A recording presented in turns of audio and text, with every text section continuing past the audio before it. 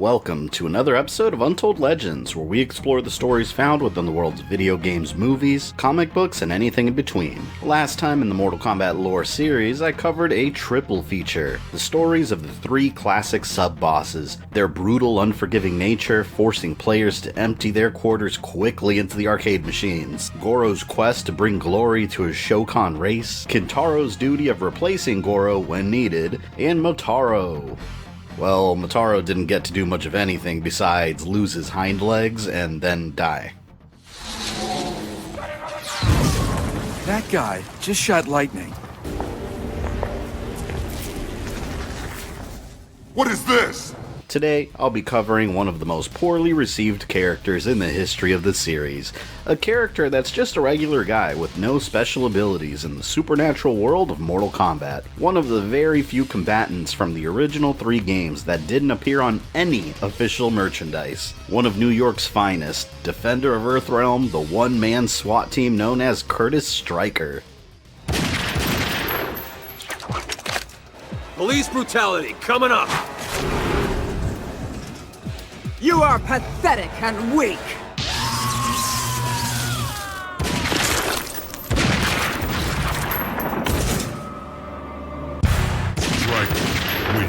There are few characters that can claim they've gotten the shaft as much as Stryker has. I admit that I am a fan. I even dressed up as him for Halloween the year Mortal Kombat 3 came out, because I thought he looked really cool. He looked different than the other characters. He had conventional weapons, he had a backwards hat, which was definitely 90s cool. Although looking back now as an adult, yeah, he was kind of a hunched over dude with a creepy expression, and bright blue shirt instead of the badass John McClane style cop finding himself in an outrageous situation archetype that they attempted to represent. Even in his bio, he's described as being once decorated for single-handedly thwarting the terrorists in the famous Greenberg Tower incident, clearly a play on the Nakatomi Plaza from Die Hard. And he also rescued passengers of a speeding crosstown bus rigged to explode. That would be Speed. And it did take Stryker a bit of time to make it into the Mortal Kombat games. He was actually going to appear in the original one, but the developers wanted a female combatant that became Sonya Blade to take his place. Next time in Mortal Kombat 2, he would have made his character debut, but he ended up becoming Jax. Ultimately, Stryker made his debut in Mortal Kombat 3. Series co-creator John Tobias thought that Stryker would become one of the most popular characters among the fanbase, and quite the opposite is what happened. And in 2012 he stated that he hated Stryker's design and backstory, jokingly saying that if he could go back in time, Stryker's one of the characters he would redo. Stryker never gained the popularity they hoped he would, seen as being too regular in a series with monsters, ninjas, and sorcerers. And did you know that he was in Mortal Kombat Annihilation? Technically. He got shafted in that too, in an easy-to-miss moment. He's never shown, he's only mentioned one time, and killed off screen, along with Cabal. What is your report? Two of Earth's best warriors have already been taken. Cabal and Stryker. Did you make them beg for their lives before you destroyed them? But Master... Amazingly enough, he actually had a bigger part in the story in an earlier draft of the script. Stryker and Cabal were going to be prisoners forced to slave away in an outworld mine, overseen by Baraka, the same place Kitana is being held hostage in the movie. But after Liu Kang rescued her and killed Baraka, Stryker and Cabal would have organized a prison riot to escape. That would have been awesome, but nope, they died off screen. After the Mortal Kombat 3 and Trilogy era, Stryker disappeared from the main games and wasn't used again, all the way until Mortal Kombat Armageddon forced every single character back, and he had quite a drastic redesign. Stryker. I think one of the reasons I personally have so much nostalgia for the Stryker character is that he was one of the main characters in the Mortal Kombat Defenders of the Realm animated series. He was always around. He was voiced by Ron Perlman, the original Hellboy, and he was awesome. Although he did get taken down by a measly fireball to the side of the arm. Yeah, not his best moment. Sonja!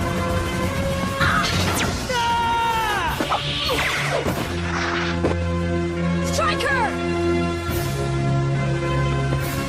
Later on in the Mortal Kombat Legacy web series, a more toned-down version of the character appeared as a SWAT commander, working alongside Jax and Sonja. Then in Season 2, he appeared again as a more hands-on military-style character. But what's his story? How does a police SWAT officer fit into the world of Mortal Kombat? Before we get into that, I'd like to go ahead and introduce my Patreon page. If you'd like to help support the channel and allow me to continue creating content like this for all the realms, you can become a patron for as little as $1 a month by clicking on the link in the description or heading over to patreon.com/GamerThumbTV. And for their continued support, I'd also like to thank my current patrons and channel members. The character of Curtis Stryker was the leader of the Special Riot Control Division in the NYPD. He was passionate about keeping order and following the law. He wasn't present during the first two Mortal Kombat tournaments, but once Shao Kahn was defeated by Liu Kang in Outworld, the power-hungry Emperor launched an invasion of Earthrealm. When the Outworld portal opened over New York City, panic and chaos raged out of control, and Shao Kahn successfully absorbed the souls of every human in sight, except Stryker. He found himself the lone survivor of the city, once populated by millions. He didn't understand why he was spared, and he began receiving visions from Raiden, instructing him to head west in order to meet with the rest of Earthrealm's defenders. Stryker was one of Raiden's chosen warriors, destined to help fight off the Outworld invasion. He swore to fight back and avenge all the innocent lives that were lost, the lives he was sworn to serve and protect. In his non-canon Mortal Kombat Trilogy ending, Stryker confronts Shao Kahn, and since Kahn was completely unfamiliar with him, he's caught off guard and defeated. Stryker saved the entire world, and the chaos that consumed the city just hours before disappeared. In the canon version of events, Stryker most definitely did not beat Shao Kahn.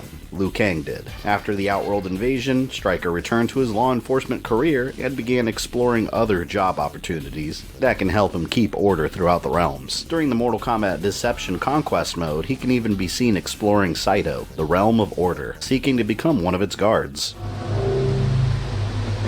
How's it going? I'm Stryker. I'm here to train to be a Saiyan guard. The problem is that I can't find the academy. If you find out where it is, let me know and I'll give you a few bucks.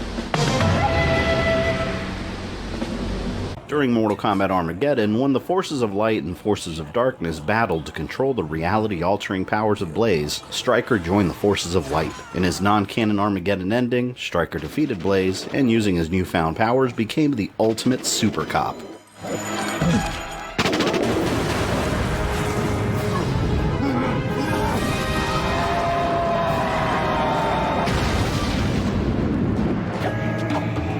The fire of Blaze burned away Stryker's previous notion of justice. The power coursing through his soul inspired him to fight injustice on his own terms. No longer would he allow himself to be confined by the law. He would strike evil from the shadows, a vigilante who would show no mercy to the corrupt. He went into seclusion to prepare for his one-man assault on the wicked. Soon all the realms will know the name Stryker. In the canon version of events, he can be seen in the battle sucker-punching Melina, throwing Cabal, and ultimately being taken down by Kano.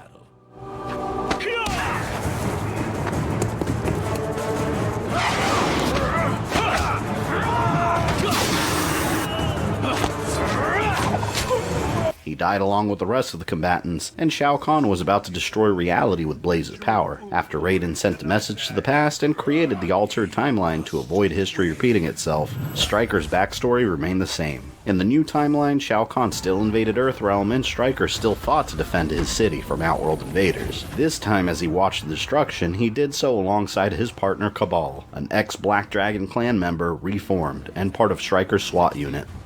17, 18. Cabal, call it in. Base, Eagle 2, we count 18. 1-8 bogey, southbound on Olympic. Roger that. Eagle 2, out. This is not happening. Not what I was thinking when I swore to protect and serve. What is that? I'm thinking shoot first, ask questions later. Fine with me.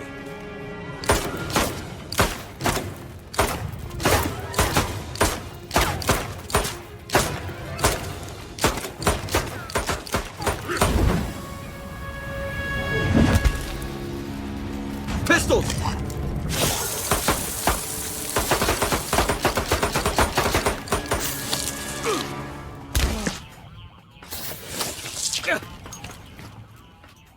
Enough of this! It's you and me, freak show!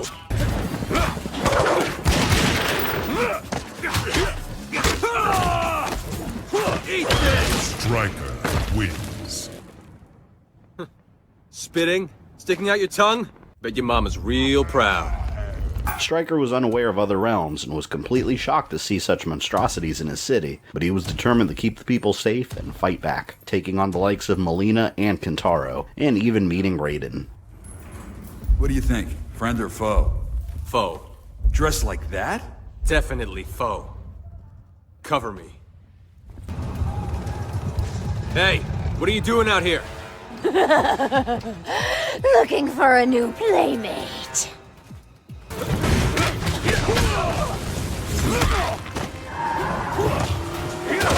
Stryker wins. You're coming with me.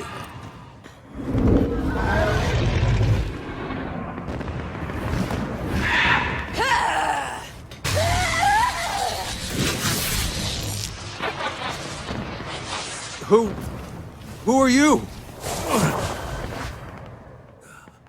You all right? Johnny Cage fighting a giant monster? What is this, Time Smashers? That guy just shot lightning from his hands. How'd he do that? No idea. Spread out. Give him multiple targets.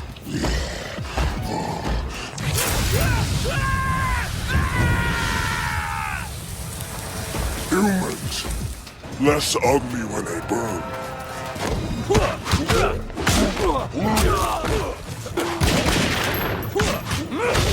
Stryker wins. Never knew I had it in me. Cabal! Base! Eagle 2! No, Eagle 2. Need medevac, current position.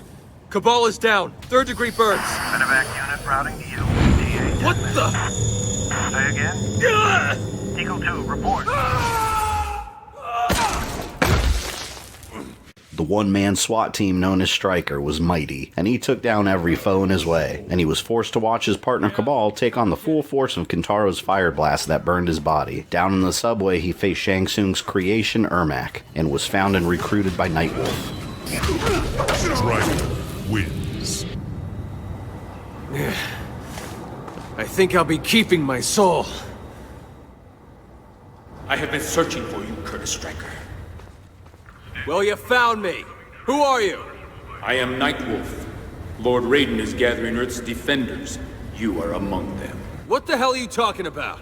Raiden leads Earth's defense against these outworld invaders. He is our best hope for survival.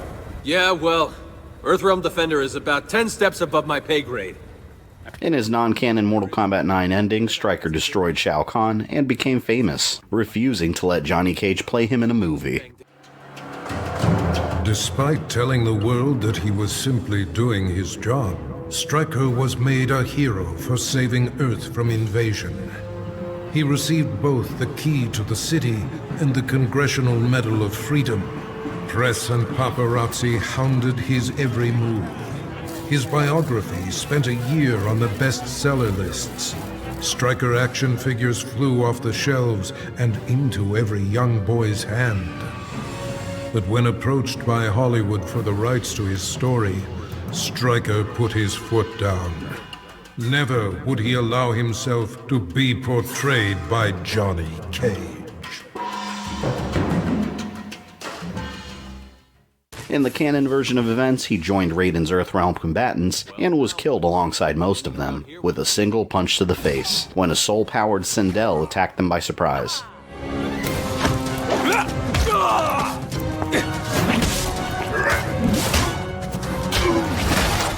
Raiden, to his horror, would later discover that Stryker was recreated as a Revenant, a Netherrealm demon under the control of the evil sorcerer Quan Chi. Earthrealm had lost many of its strongest combatants, and Raiden was left on his own to defeat Shao Kahn. In the end, he sent Shao Kahn back to the Elder Gods to face punishment, and Stryker remained in the Netherrealm, now a shadow of his former self, enslaved by Quan Chi and Shinnok, the Elder God of Death. During the events of Mortal Kombat X, Shinnok returned from the Netherrealm and began his own invasion of Earthrealm. Raiden and Fujin stood against his army, and Stryker was one of the revenants Raiden had no choice but to fight. You abandoned them to their deaths. I returned them to life. A life worse than death. One you will soon share, and my lord himself shall witness your fall. Look at the reach!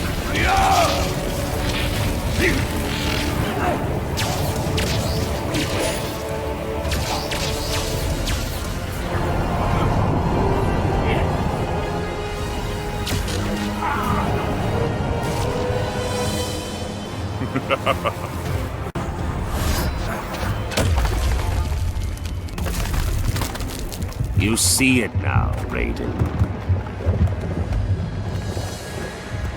Your legacy.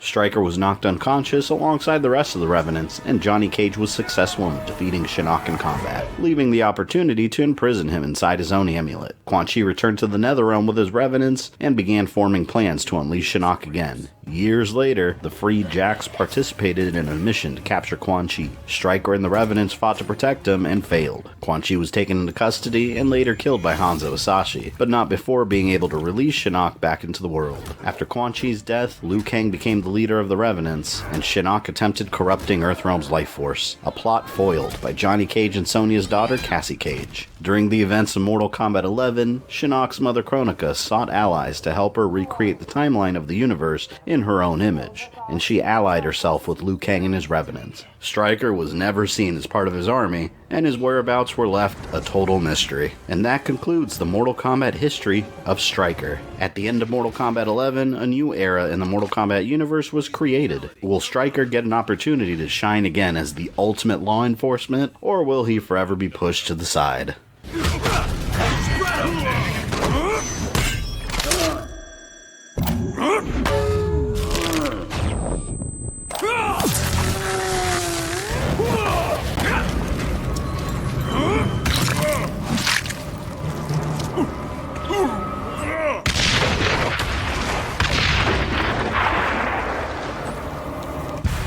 Stryker wins. Since you made it to the end of this video, I assume you enjoyed it, so why don't you go ahead and smash that like button, subscribe, and ring the bell so you don't miss any new content. You can follow me on Facebook, Twitter, or Instagram, links in the description below, and if you'd like to support the channel, you can join my Patreon or become a channel member. This is Fabian, I love you guys, and I'll see you next time.